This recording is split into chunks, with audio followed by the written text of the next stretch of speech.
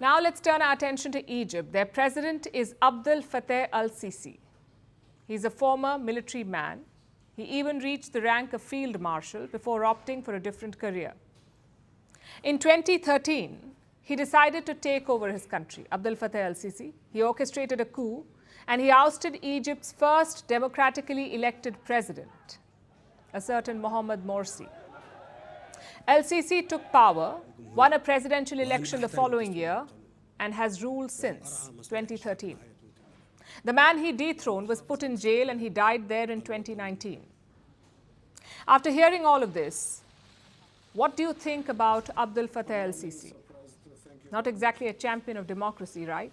At least according to the Western definition of democracy, you may expect the West to despise El-Sisi, impose their usual sanctions on him, or even plot regime change in Egypt. But the exact opposite is happening. The West is showering El-Sisi with gifts. Today marks a historic milestone with the signature of our joint declaration for a strategic and comprehensive partnership. It is a partnership based on 6 main pillars, 6 areas of mutual interest for Europe and Egypt. And I'm pleased to announce that this will be supported by a new financial and investment package of 7.4 billion euros for the coming 4 years. The European Union has promised Egypt $8 billion. $8 billion. It will be in the form of grants, concessional loans and other funds. This payout will take place over the next 4 years. The EU has also upgraded their relationship with Egypt. It is now a strategic partnership. Now, considering what we know about Egypt's past, all this may come as a shock. But there's a reason why the EU is humoring Abdel Fattah El-Sisi. It's something they view as an existential threat. We agree on a package ranging from trade and investment to low-carbon energy, managing migration. Partners in eliminating irregular migration. Or whether it comes to cooperating in issues such as migration. This initiative is also the best way to tackle the migration challenge.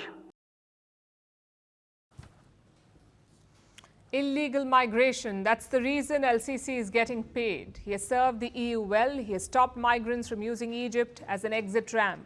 And for this, he is being rewarded. Everything else is just a whitewash.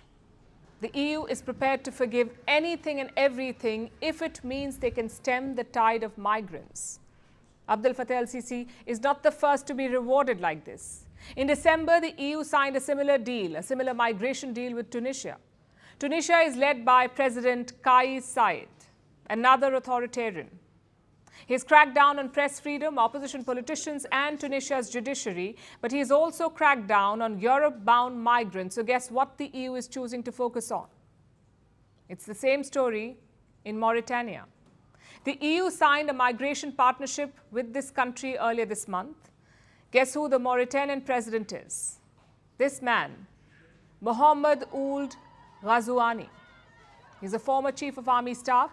He was part of Mauritania's ruling military junta twice. Ghazouani helped oust presidents twice, and his immediate predecessor is in jail. After all of this, the European Union is giving this country millions of euros. What happened to the ethics and morality that the West is always touting? And look, we understand that pragmatism trumps rhetoric.